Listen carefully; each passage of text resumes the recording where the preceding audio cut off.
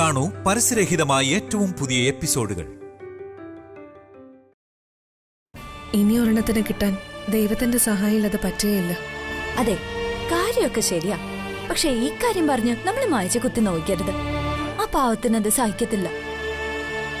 എന്തായാലും ഇനി അത്ര പെട്ടെന്നൊന്നും അവർക്ക് കുഞ്ഞുങ്ങളുണ്ടാവുമെന്ന് എനിക്ക് തോന്നുന്നില്ല. ഈ ട്രീറ്റ്മെന്റ് എന്നൊക്കെ പറഞ്ഞ് ഓരോരുത്തരും എത്ര നാളെ നടക്കുന്നത്. പക്ഷേ ഇതിനകത്തുനിന്ന് നമുക്കൊരു ഗുണമുണ്ട്. എന്ത് ഗുണം? മായച്ചയ്ക്ക് ഒരു പക്ഷേ ഉടനെയൊന്നും കുഞ്ഞുങ്ങളുണ്ടാവില്ലായിരിക്കും. പക്ഷേ ഈ വീട്ടിലെ ആദ്യത്തെ കുഞ്ഞിന്റെ അമ്മയാവാനുള്ള ഭാഗ്യം നമുക്ക് രണ്ടുപേർക്കും ഉണ്ട്. ഓ, എനിക്ക് അങ്ങനത്തെ ഭാഗ്യത്തിലൊന്നും വിശ്വാസമില്ല. അതിനൊട്ട് താല്പര്യവുമില്ല. താരേച്ചിക്ക് വേണമെങ്കിൽ മത്സരിച്ചോ. ഏയ്, ഞാൻ ചുമ്മാ പറഞ്ഞേ ഉള്ളൂ. മായേച്ചിക്ക് നല്ല വിഷമായിട്ടുണ്ട്. അത് മാറാൻ എന്തായാലും കുറച്ച് സമയമെടുക്കും. അബദ്ധത്തില് പോലും മായേച്ചി കുറ്റമൊന്നും പറയില്ലേ താരേച്ചി? ഏയ്, ഇല്ലില്ല, ഞാനൊന്നും പറയാൻ പോകുന്നില്ല. നീ വാ വാ.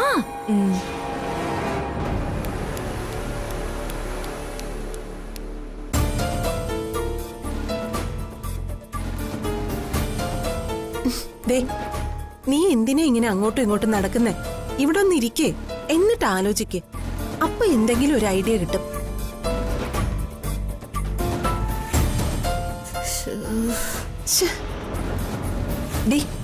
മായയുടെ കാര്യത്തിലാണോ നിന്റെ ഈ വെപ്രാളം? അതെ, മായ തുറന്നുവിട്ട ഭൂതത്തിനെ ഒരു കുപ്പിയിൽ അടച്ചേ പറ്റൂ. ഇല്ലെങ്കിലേ അത് ഈ വീടിന്റെ അടിത്തറ ഇളക്കി കളയും. അത്രയ്ക്ക് ശക്തി ഉണ്ട് അതിന്. അതൊക്കെ കഴിഞ്ഞ കാര്യമല്ലേ. പശുവും ചത്തു, മോരിലെ പുളിയും പോയി. പിന്നെ എന്തിനാ അതിന്റെ കാര്യമൊക്കെ പറഞ്ഞുകൊണ്ടിരിക്കുന്നത്? ഓ, അതല്ല. ഈ വീട്ടിലുള്ളവരുടെ മനസ്സ് ശരിക്കും നിനക്ക് അറിയാഞ്ഞിട്ടാ നീ ഇങ്ങനെയൊക്കെ പറയുന്നത്. അമ്മ ഞങ്ങളിൽ ആർക്കെങ്കിലും ഒരു കുഞ്ഞുണ്ടാവുന്നതും സ്വപ്നം കണ്ടോണ്ടിരിക്കുവാ. ഏത് നേരവും എന്താ ആ ഉണ്ണിക്കണ്ണന്റെ മുമ്പിൽ ചെന്നെന്ന് പ്രാർത്ഥനയാ. നീയും അത് കാണുന്നല്ലേ? അതൊക്കെ ഞാൻ കാണുന്നുണ്ട്. അത് ഇന്നും ഇന്നലെയും തുടങ്ങിയതൊന്നും അല്ലല്ലോ. അമ്മ എന്നും അങ്ങനെ തന്നെയല്ലേ. അമ്മതേ ഉണ്ണിക്കണ്ണന്റെ മുമ്പിൽ ചെന്ന് കരഞ്ഞ് പ്രാർത്ഥിച്ചോണ്ടിരിക്കുക. കരച്ചിൽ ഇനി കൂടുതൽ കൂടുതൽ വലുതാവത്തേ ഉള്ളൂ. അമ്മ ഇനി അത് മാത്രം പറഞ്ഞുകൊണ്ടിരിക്കും. മായയ്ക്ക് ഒരു സമാധാനം കൊടുക്കൂല.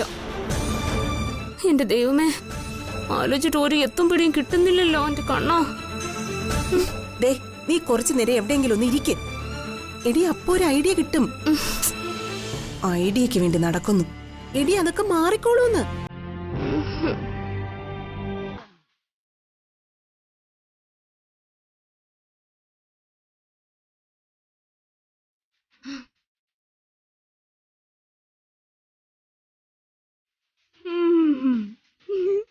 ഇതെന്താ ഇങ്ങനെ നോക്കുന്നേ? നീ തന്നെയാ ഇതിന് പരിഹാരം. ഞാനോ? ആ, അതെ, നിന്നെ കൊണ്ട് തന്നെ ഞാനിത് പരിഹരിക്കും.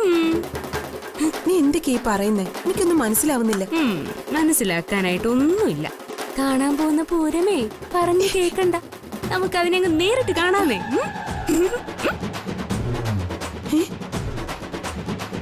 എന്റെ ദൈവമേ, ഇവൾ എന്തിനുള്ള പുറപ്പാടാണോ എന്തോ.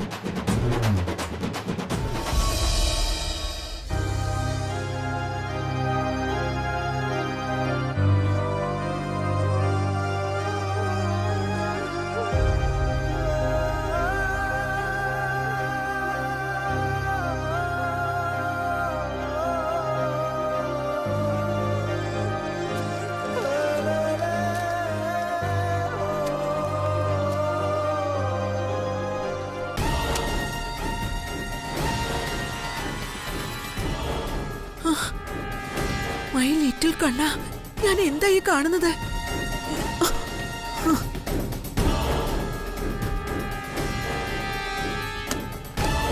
ജ്യോതി, വാട്ട് ഈസ് ദിസ്? നീ എന്താ ഈ കാണിക്കുന്നത്? അമ്മ കണ്ടില്ലേ, സുപ്രിയുടെ ചിത്രം ഞാൻ എടുത്തു മാറ്റുമായിരുന്നു. എന്തിന്? ആര് പറഞ്ഞു നിന്നോട് ഇത് എടുത്തു മാറ്റാൻ? മര്യാദയ്ക്ക് ഇത് തിരിച്ച് അവിടെ തന്നെ വെച്ചു. എന്റെ മോനിത് കണ്ട എന്താ സംഭവിക്കുന്നത് നിനക്കറിയോ? ഒന്നും സംഭവിക്കാൻ പോകുന്നില്ല. ഞാനേ അമ്മയുടെ മോന്റെ ഭാര്യയാ. അമ്മായിച്ചി,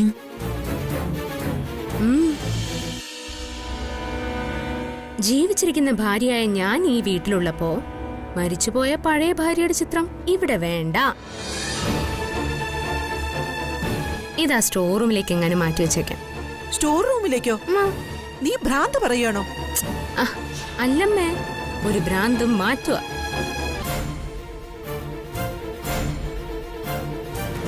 നിനക്ക് എങ്ങനെ ഇതിന് ധൈര്യം വന്നു ജ്യോതി? മര്യാദക്ക് തിരിച്ചത് അവിടെ തന്നെ വെച്ചോ, ഇല്ലെങ്കിൽ DK ഇന്ന് നിന്നെ ഇവിടുന്ന് ഇറക്കി വിടും. ഇത്രയും നാള് അത് അവിടെ ഇരുന്നിട്ട് നിനക്കത് മാറ്റണമെന്നൊന്നും തോന്നിയില്ലല്ലോ. പിന്നെ ഇപ്പൊ എന്തിനാ അത് മാറ്റുന്നേ? ജ്യോതി, ഇതിന് DK നിന്നോട് ക്ഷമിക്കില്ല. വേണ്ട, ക്ഷമിക്കണ്ട. ഈ ഫോട്ടോ ഈ ഭിത്തിയില് ഇനിയിരിക്കാൻ ഞാൻ സമ്മതിക്കില്ല. ഇതിവിടെ ഇരിക്കുന്നത് എനിക്കിഷ്ടമല്ല. എനിക്കിഷ്ടമില്ലാത്തതൊന്നും എന്റെ ഭർത്താവിന്റെ ജീവിതത്തിൽ ഉണ്ടാവാനും പാടില്ല. അതിപ്പോ പഴയ ഭാര്യയുടെ ഈ ചിത്രമായാൽ പോലും. ഇതിന്റെ പേരിൽ അമ്മയുടെ മകൻ എന്നെ ശിക്ഷിക്കാനൊന്നും പോകുന്നില്ല. അത് നിന്റെ തോന്നല. ഇതിന് DK നിന്നെ ഉറപ്പായിട്ടും ശിക്ഷിക്കും. ഒരിക്കലും ഇല്ല മായേ. ഇതുവരെ നിങ്ങൾ കണ്ട ജ്യോതിയല്ല ഇനി നിങ്ങൾ കാണാൻ പോകുന്ന. DKയുടെ ശരിക്കുള്ള ഭാര്യയാ ഞാൻ. ഞാൻ ഇനി എന്ത് ചെയ്താലും അമ്മയുടെ മകൻ എന്നെ എതിർക്കില്ല. അതിനി ഈ വീട്ടിൽ നിങ്ങളെല്ലാരും കാണാൻ പോകുന്നേ ഉള്ളൂ.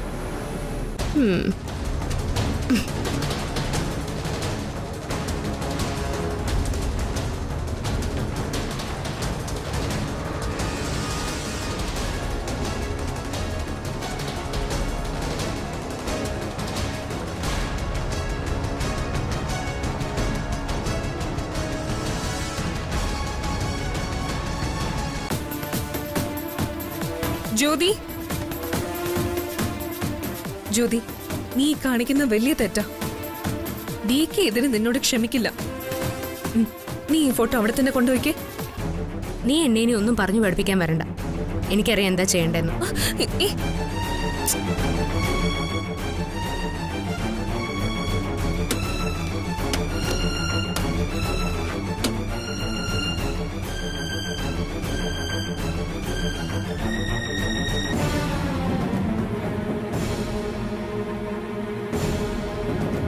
നീ ചെയ്യുന്നത് എത്ര വലിയ തെറ്റാണെന്ന് നിനക്ക് മനസ്സിലാവില്ല. DK തിരിച്ചു വരുമ്പോ അത് നിനക്ക് മനസ്സിലാവും. അങ്ങനെ നിങ്ങൾ എന്നെ പേടിപ്പിക്കാനൊന്നും ശ്രമിക്കണ്ട. DK നിങ്ങളെക്കാൾ കൂടുതൽ ഇപ്പൊ എനിക്കറിയാം. ഞാനേ അദ്ദേഹത്തിന്റെ ഭാര്യയാ. DKയുടെ ഭാര്യയായിട്ടാണോ നീ ഈ അഹങ്കാരം കാണിച്ചത്? അതെ, DKയുടെ ഭാര്യ ആയതുകൊണ്ട് തന്നെയാ ഞാനിത് ചെയ്തത്. പഴയ ഭാര്യയുടെ ഫോട്ടോ അവിടെ ഇരിക്കുന്നതേ എനിക്കിഷ്ടമല്ല. അത്രേ ഉള്ളൂ.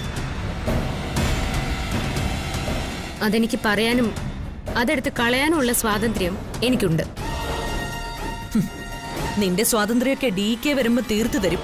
വരട്ടെ, കാണിച്ചു തരാം. ഈ കാര്യത്തിൽ നിങ്ങളുടെ ആരുടെയും സർട്ടിഫിക്കറ്റ് എനിക്ക് ആവശ്യമില്ല. ദേ, ഇനി ഇതിന്റെ പേരിൽ നിങ്ങൾ ആരും എന്നെ ഉപദേശിക്കാനും വരണ്ട. DK വന്ന് എന്ത് ശിക്ഷ വേണമെങ്കിലും തന്നോട്ടെ, അത് സ്വീകരിക്കാൻ ഞാൻ തയ്യാറാ. ജ്യോതി, നീ എന്തൊക്കെയാ കാണിക്കുന്നേ? ഇതിന്റെയൊക്കെ ആവശ്യമുണ്ടായിരുന്നോ? നീ മിണ്ടരുത്. ഹരിപ്രിയക്ക് ഇതിൽ ഇടപെടേണ്ട ഒരു ആവശ്യമില്ല, മനസ്സിലായോ? ഇത് സുപ്രിയയുടെ ഫോട്ടോയാ. ആ ഫോട്ടോ ഇനി അവിടെ ഭിത്തിയിൽ വേണോ വേണ്ടോ എന്ന് തീരുമാനിക്കുന്നത് ഞാനാ. അത് വേണ്ടാന്ന് ഞാൻ അങ്ങ് തീരുമാനിച്ചു. അതിൽ ഹരിപ്രിയയുടെ തീരുമാനം അഭിപ്രായം ഒന്നും തൽക്കാലം ഞാൻ ചോദിക്കുന്നില്ല. മനസ്സിലായല്ലോ? നീ മുറി പോ. പോവാൻ.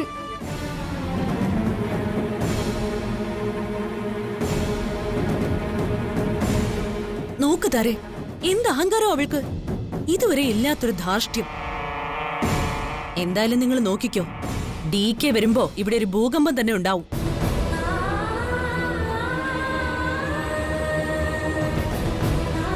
മോളെ, എന്റെ മകന്റെ ഭാര്യ നീ. അവൻ സുപ്രിയെ തീർത്തും മറന്നുവെന്ന് നിനക്ക് തോന്നുന്നുണ്ടോ? അമ്മേ, ഹിറ്റ്ലർ സുപ്രിയയെ മറക്കുകയോ മറക്കാതിരിക്കയോ എന്ത് വേണമെങ്കിലും ചെയ്തോട്ടെ. അതിപ്പോ എന്റെ പ്രശ്നമല്ല. എനിക്കതിനെക്കുറിച്ച് അറിയുകയും വേണ്ട.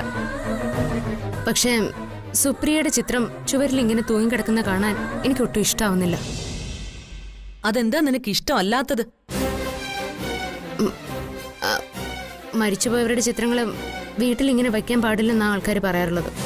അപ്പൊ നിന്റെ വീട്ടില് നിന്റെ അമ്മയുടെ ചിത്രം വച്ചിട്ടുള്ളതോ? അവര് മരിച്ചുപോയതല്ലേ? എന്താ നിനക്ക് റിപ്ലൈ ഒന്നുമില്ലേ? അമ്മ പറഞ്ഞത് ശരിയാ. എന്റെ വീട്ടിൽ മരിച്ചുപോയ എന്റെ അമ്മയുടെ ചിത്രം വച്ചിട്ടുണ്ട്. പക്ഷെ അത് കാണുന്നത് കൊണ്ട് എന്റെ രണ്ടാനമ്മയ്ക്ക് ഒരു പ്രശ്നവുമില്ല. പക്ഷെ എനിക്കങ്ങനെയല്ല.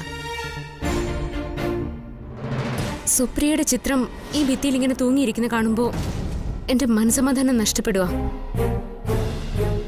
ഹിറ്റ്ലറുടെ കൂടെ സന്തോഷത്തോടെ ജീവിക്കാൻ എനിക്ക് പറ്റുന്നില്ല. ഇനിയെങ്കിലും എനിക്ക് എന്റെ ഭർത്താവിന്റെ കൂടെ സന്തോഷമായിട്ടൊന്ന് ജീവിക്കണം. അതിനാ ചിത്രം ഭിത്തിയിൽ വേണ്ട. ബേട്ടി, ഡികെയുടെ മനസ്സാ അത്. അല്ല, ഇപ്പൊ ഹിറ്റ്ലറുടെ മനസ്സ് ഞാനാ. അത് നീ മാത്രം തീരുമാനിച്ചാ മതിയോ? പോരാ, ഡികെയും കൂടി അത് തീരുമാനിച്ചിട്ടുണ്ട്. അതുകൊണ്ടാ ഞാനതെടുത്ത് മാറ്റിയത്. മനസ്സുകൊണ്ട് ആ ചിത്രം അവിടെ ഇരിക്കുന്നത് ഡികെക്കും താല്പര്യമില്ലെന്ന് എനിക്കറിയാം. എന്നാര് പറഞ്ഞു? ഡികെ നിന്നോട് പറഞ്ഞോ? പറഞ്ഞിട്ട് വേണ്ട, ഭർത്താവിന്റെ മനസ്സറിയാൻ. അല്ലാതെ തന്നെ അറിയാൻ പറ്റും. നീ അധികം സംസാരിക്കണ്ട. നിനക്ക് വേണ്ടിയാ ഞാനിത് ചെയ്ത്. സംശയിക്കണ്ട, നിനക്ക് വേണ്ടി തന്നെയാ. സ്വന്തം ഗർഭാലസിപ്പിച്ച് ഈ വീടിന്റെ അനന്തരാവകാശം നശിപ്പിച്ച കഥ ചർച്ച ആവാതിരിക്കാൻ വേണ്ടിയിട്ട്. ഈ വീട്ടിൽ അതൊരു വലിയ വിഷയമാവാതിരിക്കാൻ വേണ്ടിയിട്ടാ ഞാൻ എടുത്ത് കളഞ്ഞു. ചർച്ച ഇതിന്റെ പുറകെ പൊക്കോട്ടെ. നിന്റെ കാര്യം ആളുകൾ മറന്നോളൂ. മറക്കണം. അത് മറക്കാൻ ഇതിന്റെ ഒരു പുകമറ മതി. ബേട്ടി, എന്റെ മോൻ വരുമ്പോ എങ്ങനെ പ്രതികരിക്കുമെന്ന് എനിക്കറിഞ്ഞൂടാ. അവനെ കാര്യങ്ങൾ പറഞ്ഞു മനസ്സിലാക്കാനുള്ള കൂർമ്മ ബുദ്ധി നീ ഏറ്റെടുത്തേ പറ്റൂ. അമ്മ വിഷമിക്കണ്ട. ഹിറ്റ്ലറിന് ഞാൻ പറയുന്ന മനസ്സിലായിക്കോളും. മനസ്സിലായാ നല്ലത്. മോളെ, ആ ചിത്രം അവിടുന്ന് എടുത്തു കളഞ്ഞതുകൊണ്ട് എനിക്ക് നിന്നോട് പ്രത്യേകിച്ച് ദേഷ്യമൊന്നുമില്ല. പക്ഷേ ഒരുപാട് കാലം എന്റെ മോന് ഒരുപാട് സ്നേഹം കൊടുത്തവളാ അവള്. അവളുടെ ഓർമ്മയാ ആ ഫോട്ടോ. അതെടുത്തു കളഞ്ഞത് അവന് സഹിക്കുമെന്ന് എനിക്കിപ്പോഴും സംശയമുണ്ട്. അമ്മ പേടിക്കണ്ട. ഹിറ്റ്ലറിന്റെ കാര്യത്തിൽ എന്ത് തീരുമാനം എടുക്കണമെന്ന് എനിക്കിപ്പോ നല്ലതുപോലെ അറിയാം.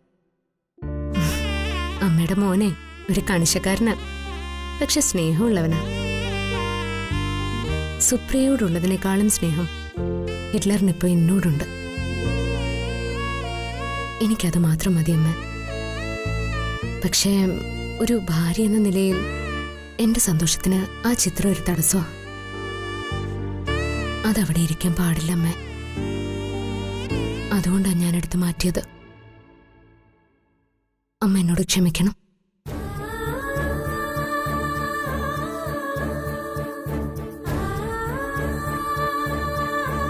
മൈ ലിറ്റിൽ കണ്ണാ, ഇനി ഇത് കാരണം എന്തൊക്കെ പ്രശ്നങ്ങളാ ഉണ്ടാവാൻ പോകുന്നതെന്ന് ആർക്കറിയാം. എല്ലാം നീ തന്നെ നോക്കണം.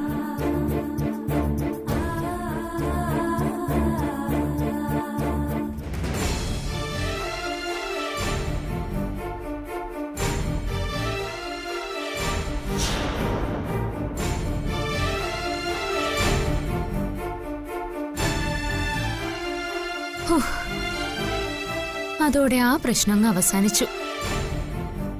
ദേ, ഇനി അതിന്റെ പേരിൽ നിനക്കൊരു ബുദ്ധിമുട്ടും ഉണ്ടാവില്ല. മരിച്ചുപോയ നിന്നെ ഞാനിപ്പോ ജീവിപ്പിച്ചു. മനസ്സിലായോ? നീ ഇതിനെ ഇത്ര നിസ്സാരമായിട്ടാണോ കാണുന്നത്? ഇത് വലിയ പ്രശ്നാവേ. ഏയ്, എന്ത് പ്രശ്നമാവാൻ? ഹിറ്റ്ലറിന്റെ കാര്യം അതെ, ഞാൻ നോക്കിക്കോളാം. എത്ര നിസ്സാരമായിട്ടാ നീ ഇത് പറയുന്നത്? എന്ത് ആത്മവിശ്വാസം നിന്റെ വാക്കുകളിൽ. അതെ, എനിക്ക് നേരത്തെ പേടിയുണ്ടായിരുന്നു. ഈ വീട്ടിൽ ഡികെക്ക് ഇഷ്ടമില്ലാത്ത എന്തെങ്കിലും ഞാൻ ചെയ്താ ഡികെ വയലന്റ് ആവും, അല്ലെങ്കിൽ എന്നെ ഇവിടെ നിന്ന് ഇറക്കി വിടും എന്നൊക്കെയുള്ളൊരു പേടി. പക്ഷെ ഇപ്പോഴേ അതില്ല. അതെന്താ? നിനക്ക് DK പേടിയില്ലേ? തീരെയില്ല. അതെന്താ? ഞാൻ ഈ വീട്ടിൽ വരുമ്പോഴേ ഹിറ്റ്ലർ എനിക്ക് അപരിചിതനായിരുന്നു. അതുകൊണ്ട് ഭയങ്കര പേടിയുണ്ടായിരുന്നു. കുറച്ചു കഴിഞ്ഞപ്പോ ഹിറ്റ്ലർ സുപ്രിയെ സ്നേഹിക്കുന്നത് കണ്ട് ഞാൻ അമ്പരന്നു. അതുപോലെ എനിക്കൊരിക്കലും ഹിറ്റ്ലറിനെ സ്നേഹിക്കാൻ പറ്റില്ലെന്ന് ഞാൻ കരുതി. പക്ഷേ എപ്പോഴോ ആ ഹിറ്റ്ലറിനെ ഞാൻ സ്നേഹിച്ചു തുടങ്ങി. വഴക്കും പരിഭവമൊക്കെ ആയിട്ടാ ഇത്രയും കാലം ഞങ്ങൾ ജീവിച്ചത്. ചിലപ്പോഴൊക്കെ ആണെങ്കിൽ ഹിറ്റ്ലർ എന്നെ കട്ടിലിൽ പോലും കിടത്താറില്ല. ഞാൻ താഴെ കിടന്ന് ഉറങ്ങിയിട്ടുണ്ട്. സത്യം? സത്യം. അത്രയ്ക്ക് മനസാക്ഷിയില്ലാത്ത ഐറ്റവാ ഈ ഹിറ്റ്ലർ. അടിപൊളി. എനിക്ക് അങ്ങനെ തന്നെ വേണം. അത് ശരി. നിനക്ക് വേണ്ടി ഇത്രയും ചെയ്തു തന്നിട്ട് നീ എന്നെ പ്രാഗുവാണല്ലേ? അതല്ല, DK നിന്നോട് മാത്രമല്ല എന്നോടും അങ്ങനെ ചെയ്തിട്ടുണ്ട്. ദേഷ്യം വരുമ്പോഴേ കട്ടിലിൽ നിന്നെ ചവിട്ടി താഴെയിടും. എന്നിട്ടൊരു പുതപ്പും തലേനെ എടുത്ത് ഒരൊറ്റ ഏറാ അവിടെ സോഫയിൽ പോയി കിടന്നോളെ.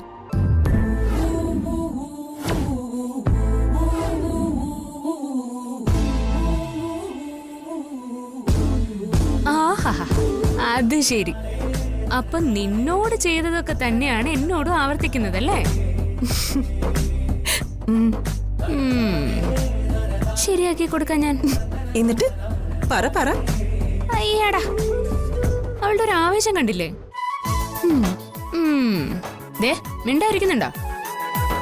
ഒറ്റ ഒരെണ്ണം വെച്ചെറിഞ്ഞ് പറഞ്ഞേക്കാം. നീ പറ, നിനക്കിപ്പൊ എന്താ DK പേടിയില്ലാത്ത? അതോ, ഹിറ്റ്ലറിന്റെ മനസ്സിന്റെ താക്കോലുതാ എന്റെ ഈ കയ്യില ഇപ്പോ. മനസ്സിലായോ? അതുകൊണ്ട് എനിക്കിപ്പോ ഹിറ്റ്ലറിനെ ഒട്ടും പേടിയില്ല. ഞാൻ പറയുന്നതൊക്കെ ഹിറ്റ്ലർ കേൾക്കും. എന്തോ എനിക്കങ്ങനെ തോന്നുന്നില്ല. ഞാൻ മരിച്ചെന്ന് വിശ്വസിച്ച DK ആ ചിത്രത്തിന് മുന്നിൽ ദിവസവും ലഡ്ഡുവും ജിലേബിയും എനിക്കിഷ്ടമുള്ള മധുര പലഹാരങ്ങളൊക്കെ കൊണ്ടുവച്ച് പൂജിച്ചിരുന്ന ഒരാളാ. എത്രയോ കാലമായി ഒരു നിഴല് പോലെ DKയോടൊപ്പം എന്റെ ഓർമ്മകളും ആ ചിത്രങ്ങളും ഇവിടെയുണ്ട്. അതിനെയാ നീ ചവറ്റുകൊട്ടയിൽ കൊണ്ട് തള്ളിയത്. ചവറ്റുകൊട്ടെ കൊണ്ട് കളഞ്ഞെങ്കിലേ കാര്യായിപ്പോയി. എനിക്കൊരു കാര്യം അറിയാം. നീ പറയുന്നത് പോലെ ഹിറ്റ്ലറിന്റെ ഉള്ളിൽ ഇപ്പൊ നിന്നെ കുറിച്ചുള്ള ഓർമ്മകൾ പോലും വളരെ കുറച്ചേ ഉള്ളൂ. നീ കണ്ണു പിടിച്ചൊന്നും നോക്കണ്ട. ഞാൻ പറഞ്ഞ സത്യ. എല്ലാ ഭാര്യമാരുടെ കയ്യിലും ഒരു മാന്ത്രിക വടിയുണ്ട്. എന്റെ കയ്യിലുള്ള ആ മാന്ത്രിക വടി കൊണ്ട് ഹിറ്റ്ലറിന്റെ ഉള്ളിൽ നിന്നും നിന്റെ ഓർമ്മകളെയും നിന്നെ കുറിച്ചുള്ള സ്വപ്നങ്ങളെയും ഞാൻ പതുക്കെ പതുക്കെ ഇങ്ങനെ മാറ്റിയെടുത്തു. ഇപ്പോ ഹിറ്റ്ലർ പൂജിച്ചിരുന്ന നിന്റെ ആ ചിത്രം ഉണ്ടല്ലോ, അതും ഞാനങ്ങെടുത്ത് മാറ്റി. നീ നോക്കിക്കോ, ഹിറ്റ്ലർ ഇവിടെ ഒരു വഴക്കും ഉണ്ടാക്കത്തില്ല. നമുക്ക് കാണാം. നിന്റെ ആ മാന്ത്രിക വടിയുണ്ടല്ലോ, അങ്ങനെ ചവിട്ടി പൊട്ടിക്കും. നീ നോക്കിക്കോ. ഇല്ല മോളെ, ഹിറ്റ്ലറിനെ മയക്കേണ്ട വിദ്യയൊക്കെ ഇപ്പൊ എനിക്കറിയാം. എന്ത് മയക്ക് വിദ്യ?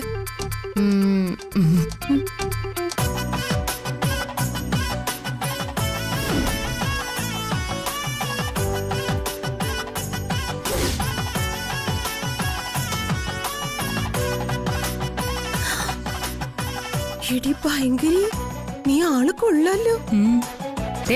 ഈ രഹസ്യം വേറെ ആരോടും പറഞ്ഞു കൊടുക്കരുത് കേട്ടോ, മനസ്സിലായോ? ഓ,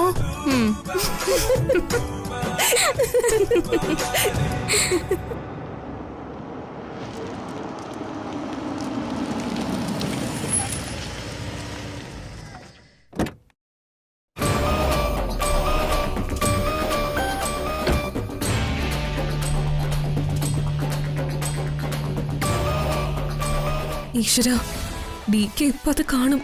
അതോടെ ജ്യോതിയുടെ കാര്യത്തിലൊരു തീരുമാനവും. DK വരച്ച വരെ നിർത്തുന്നവള് വീമ്പിളക്കല്ലേ? കാണട്ടെ. അമ്മയോടെ മുറിയിലുണ്ട്. എന്താ DK? ഏയ് ഒന്നുമില്ല.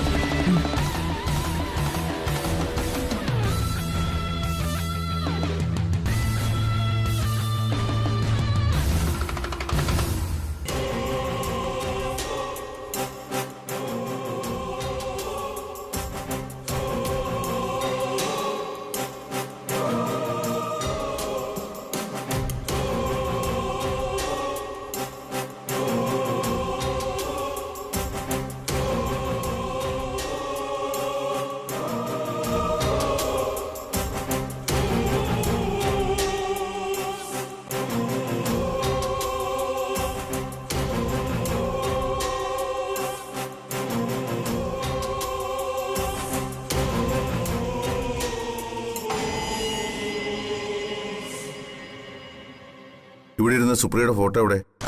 അത് പിന്നെ ജ്യോതി ഇതെടുത്ത് സൂക്ഷിച്ചെവിടെയോ വെച്ചിട്ടുണ്ട്. മനസ്സിലായില്ല. ഡിക്ക് അത് കുറച്ചു മുമ്പ് താഴെ വീണ് പൊട്ടിയെന്ന് തോന്നുന്നു. അന്നേരം ജ്യോതി ഇതെടുത്ത് സൂക്ഷിച്ചു വെച്ചു അല്ലേ മായച്ചി? എന്തിനാ ചിത്ര വെറുതെ കള്ളം പറയുന്നേ?